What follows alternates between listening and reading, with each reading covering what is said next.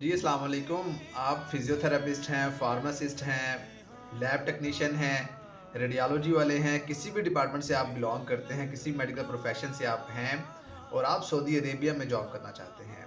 तो आ जाइए इनबॉक्स में। मेरे डिफरेंट वीडियोज़ के नीचे मेरा नंबर मिल जाएगा आपको। अगर नहीं है तो कमेंट सेक्शन में मुझे मैसेज करें। आपके लिए मैं वीडियोज़ बनाता हूँ। अगर आपने सऊदी अरेबिया में एज़ अ फ़िज़ियोथेरेपिस्ट जॉब करनी है तो आपको उसके लिए एक प्रोसेस से गुज़रना पड़ता है। अगर आपने किसी भी गल्फ़ कंट्री में या आयरलैंड में या न्यूज़ीलैंड में आपने लाइसेंस लेना है, एज़ अ फ़िज़ियोथेरेपिस्ट काम करना है या एज़ अ फ़ार्मासिस्ट काम करना है या एज़ अ एमबीबीएस डॉक्टर आपने काम करना है। कोई भी डिग्री आपके पास है, आप आ जाएँ, आपको डिटेल में बताया जाएगा कि आपने कैसे-कैसे सब प्रोसेस करना है। बस इस वीडियो में मैं आपको बताने लगा हूँ कि आपने एज़ अ फ़िज़ियोथेरेपिस्ट क्या-क्या करना है और कैसे-कैसे आपने इस प्रोसेस से गुज़रना है। देखिए, अल्हम्दुलिल्लाह मैं सऊदी अरेबिया में रजिस्टर्ड डॉक्टर हूँ और मैं यहाँ पे जॉब कर रहा हूँ और बहुत अच्छे हॉस्पिटल में जॉब कर रहा हूँ और हमारे हॉस्पिटल में वैकेंसीज़ आती रहती हैं। अगर आपको भी वैकेंसीज़ अगर आपको नहीं पता चल रहा कि आपने कैसे अप्लाई करना है और कहाँ से अप्लाई करना है, आपके पास लाइसेंस है, तो जल्दी से इनबॉक्स में आ जाइए। आपको मैं सारी डिटेल में बताऊँगा कि मैंने जॉब ह हंट कैसे की, यहाँ पे सैलरीज़ कितनी होती हैं और क्या बेनिफिट्स आपको दिए जाते हैं। तो अगर आपने एज़ अ फ़िज़ियोथेरेपिस्ट अप्लाई करना है तो उसके लिए आपको सऊदीया का लाइसेंस एग्ज़ाम पास करना पड़ता है, जिसको हम कहते हैं एससीएफएचएस का लाइसेंस होता है, वो आपको लेना पड़ता है और एसएलई एग्ज़ाम होता है, सऊदी लाइसेंस एग्ज़ाम। अब उस एग्ज़ाम को क्लियर करने के लिए सबसे पहले आपको डाटा फ्लो करना पड़ता है। अब डाटा फ्लो के लिए आपको क्या डॉक्यूमेंट्स रिक्वायर्ड होते हैं, डाटा फ्लो के लिए आपको आपकी डिग्री रिक्वायर्ड होती है, ट्रांसक्रिप्ट रिक्वायर्ड होता है, एक्सपीरियंस लेटर रिक्वायर्ड होता है 1 साल का आफ्टर ग्रेजुएशन, ये याद रखना है, ठीक है? अक्सर बच्चे मुझे मैसेज करते हैं, सर हमारी अभी भी डिग्री है तो हम क्या लाइसेंस ले सकते हैं? ऐसा नहीं होगा। 1 साल कम से कम आपको आफ्टर ग्रेजुएशन, पोस्ट ग्रेजुएशन आपको एक्सपीरियंस रिक्वायर्ड होता है, ठीक है? और आपने एक्सपीरियंस लेटर वहाँ से बनवाना है जो एक रजिस्टर्ड हॉस्पिटल हो, प्रॉपर आपकी उसके अंदर जॉब डिस्क्रिप्शन लिखी जाए, डेट जो स्टार्ट की थी और एंड डेट हर चीज़ उसमें मेंशन की जाए। आपने क्या मोडालिटीज़ यूज़ की हैं, किस तरह किया है, हर चीज़ उसमें मेंशन होनी चाहिए। बहुत से बच्चों की रिजेक्शन आ जाती है एक्सपीरियंस लेटर के ऊपर, उनका एक्सपीरियंस लेटर अच्छा नहीं बनता। अगर आपको एक्सपीरियंस लेटर भी बनवाना हो तो ये मैं बना के देता हूँ बच्चों को, तो इंशाल्लाह वो यूज़ करेंगे तो आपकी कोई रिजेक्शन नहीं आएगी और मेरी तरह आप भी यहाँ पे आकर जॉब कर सकते हैं। एक्सपीरियंस लेटर हो गया, आपको पासपोर्ट चाहिए है और अलाइड हेल्थ काउंसिल का सर्टिफिकेट चाहिए है। अगर आपकी ग्रेजुएशन कंप्लीट हो गई है तो फ़ौरन से आप अलाइड हेल्थ का सर्टिफिकेट रजिस्ट्रेशन अप्लाई करें, क्योंकि उसमें 3-4 माह लग जाते हैं, ताकि आपका ये जो है रजिस्ट्रेशन वाला प्रोसेस भी ख़त्म हो जाए। और उसके बाद आपने फिर क्या करना है, ये सारे डॉक्यूमेंट्स जब आपके पास आ जाएँ, फिर आपने इसको आईबीसीसी से, मोफा से, एचईसी से, यूनिवर्सिटी से सब डॉक्यूमेंट्स वेरीफाई करवाने होते हैं। जब इनकी वेरिफिकेशन हो जाती है तो फिर आपने डाटा फ्लो के लिए अप्लाई करना होता है। डाटा फ्लो के लिए आपने जो एक डाटा फ्लो की वेबसाइट है वहाँ पे जाके अकाउंट बनाना होता है, सारा उसको करना होता है। वहाँ पे डॉक्यूमेंट्स अपलोड करने होते हैं।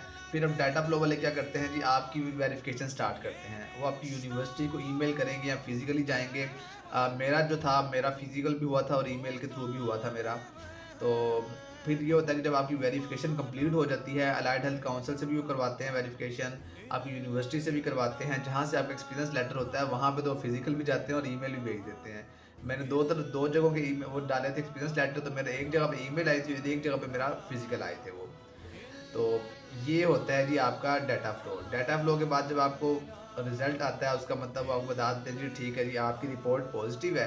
तो उसके बाद फिर आपने क्या करना होता है जी, मुमारिस प्लस पे रजिस्ट्रेशन करनी होती है। मुमारिस प्लस पे रजिस्ट्रेशन जब आप करते हैं, वहाँ पे आपने प्रोफ़ेशनल क्लासिफ़िकेशन आपकी जो होती है, उसमें अपना जो रैंक होता है वो सिलेक्ट करते हैं। डीपीटी की बेस के ऊपर आपको टेक्नीशियन का रैंक मिलता है और टेक्नीशियन यहाँ पे हमें ऐसे होता है कि यार पता नहीं हमें टेक्नीशियन का रैंक मिल जाएगा तो हम वहाँ पे जॉब भी एज़ अ टेक्नीशियन ही करेंगे।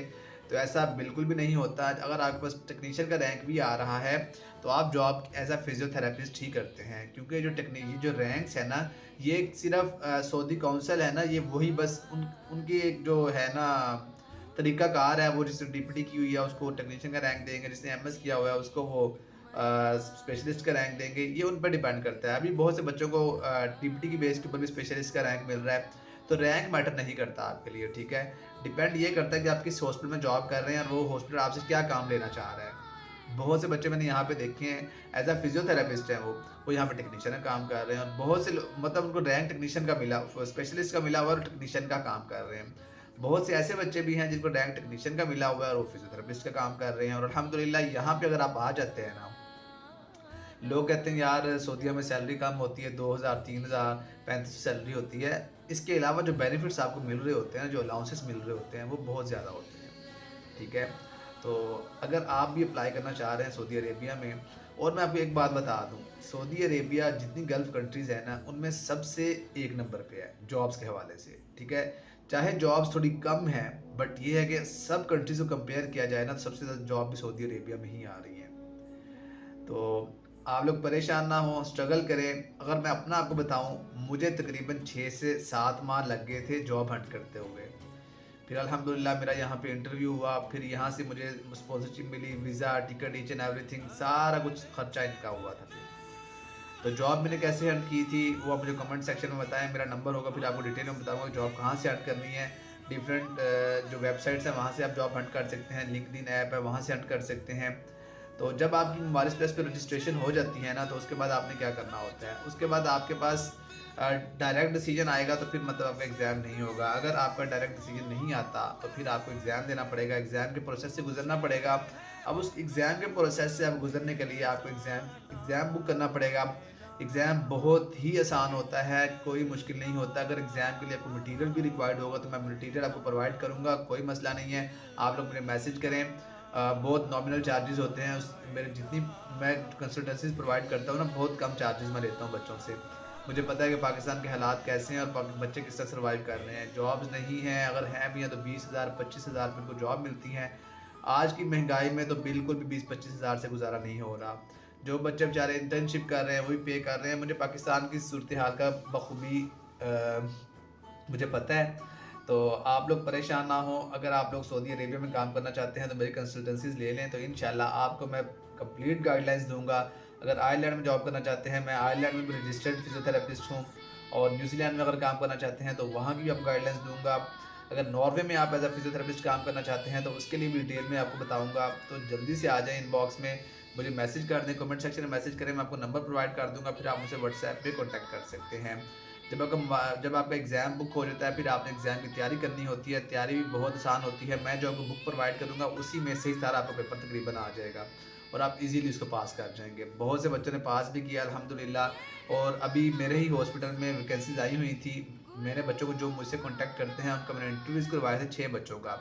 उनमें से 2 सिलेक्ट हो गए, 1 लड़का और 1 लड़की है। अभी इंशाल्लाह उसकी हायरिंग हो चुकी है, ऑफर लेटर उनको मिल चुका हुआ है, बस जॉइनिंग उनकी होना बाकी है।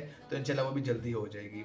तो ये सारा प्रोसेस होता है सऊदी अरेबिया में। अगर आप आ रहे हैं, तो यहाँ पे जो एक्सपेंस आपका जितना भी, अगर आपको स्पॉन्सरशिप मिल जाती है, तो सारा हॉस्पिटल ही बेयर करता है, और उसके अलावा यहाँ पे आपको ट्रांसपोर्टेशन फ्री दी जाती है, अकोमोडेशन फ्री दी जाती है, बहुत से बेनिफिट्स आपको मिलते हैं। अभी मैं सारी चीज़ें आपको वीडियो में नहीं बता सकता, बहुत से बेनिफिट्स होते हैं यहाँ पे। ठीक है? तो जल्दी से इनबॉक्स में मुझे आगे कॉन्टैक्ट करें, इंशाल्लाह आपको कंप्लीट गाइडलाइंस दूँगा। अपनी सेहत का बहुत ख्याल रखें। जज़ाकल्लाह।